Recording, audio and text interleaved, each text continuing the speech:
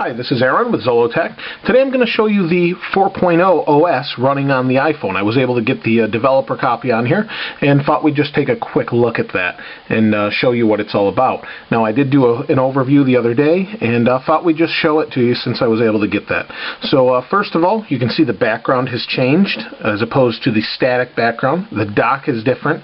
It used to be across here, now it's flat or kind of 3D like Snow Leopard was or is. We can change the lock screen differently from the other screen. So here's one picture, slide and lock. There's a different picture in the background. Simple, but something Android and other phones have had for some time, but now it's on the iPhone or will be in the summer.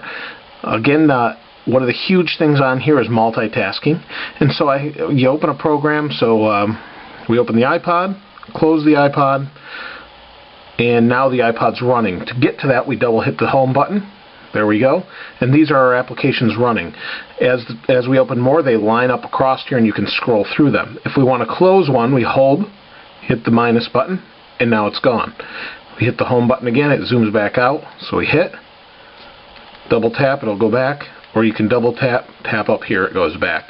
Either way, that's how the iPhone handles multitasking. The nice part is, if you don't want to use it, you don't have to. Just leave it alone, and that's that. So if we open the Safari, now I'm not connected to the internet. I have Wi-Fi off just to keep it from interfering with the camera, but we'll double tap from within here. I guess I have to get out of here. This isn't going to work right. Okay, so if I double tap, it opens the multitasking, and that's it. So I want to close from within here. I can do that still. Close that back at Safari. If I double tap again, we go into Mail. Now Mail, okay, so Mail actually has multiple email boxes in one big box now. So here's all my emails. It looks a little bit different. We go to all inboxes, and that will bring all these mail accounts into one account. So that's all. So this combines them all, sorts them by dates. It also has threads. Unfortunately, I don't have one of those to show you, but just like Gmail does, you have one person you're talking back and forth to, it will show as a thread and keeps that in one conversation. So that's really nice. One of the other things is folders, and I have a bunch here. I used to have them on the home screen, but I decided to change that. Here's all the folders. We can tap, open them up, and there's our apps. Tap back up here, and they're gone. If I want to tap and bring one out, we tap and hold like we normally would. Bring it out here, and there it is. If I want to bring it back, hold, bring it in there. If I want to create a new folder, I could do that with one of these. Hold, drag it onto Facebook here. Okay, I'll drag it onto Tweety. Sometimes it's a little buggy. And there we go. And it names it navigation based on the category it thinks they came from. I'll drag that back out though. Real simple, not a whole lot more than that. There are a bunch of things for enterprise. A lot of little improvements here and there. They claim 100 improvements. Music looks a little different in some aspects, but a lot of things, a lot of background processes don't run right yet. And the problem with, and the reason for that is you have to add code into the existing apps. So there's not a whole lot going on there, not just yet. Game Center is on here. Not a whole lot in Game Center right now, and I guess that's not going to be around for a while. So we have our account, and that's pretty much as far as you get until that's going to be active. So, but I'll show you one quick app. Where was it here? Oh, it was in Games. We'll go into Angry Birds, pretty popular app.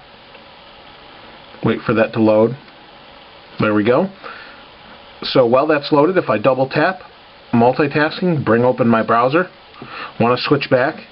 Now it reloads because the code is not correct yet, but once they update it, it'll resume right where it left off. But that's pretty much it. Those are the things that are going to matter to most people. Photos, lists, events, and faces down here now, but you have to have a Mac, and albums, but you have to have a Mac to show that with iPhoto. Little tweaks here and there. But overall, very good. Some extra little things, but that's pretty much the main thing you're going to want to check out. Notice some speed differences. Let me show you in the iPod real quick. in the podcast before, if I did that, it was slow. Even with this amount of podcasts going on in here, it was slow. It seems to fix the performance. I don't know exactly what they've done, but they did something, and it works well. Overall, that's pretty much it. There are a few other things here and there. Oh, let me show you this. This is pretty major, actually. One thing they didn't mention. So you've got this tap to focus. Let's see if I can show you this way. There's my hand, tap to focus. It will focus. Now we get this bar. We can digitally zoom. So it kind of makes some of those apps inadequate now, or not needed to buy. And the other thing, if we go to video, we can tap to zoom where we want on video too. So just a couple little tweaks here and there that they didn't mention everything in the keynote. But that's pretty much it. If you have any questions, please feel free to ask. I'll certainly make another video if you'd like to see. This is Aaron with Zollotech. We'll see you next time.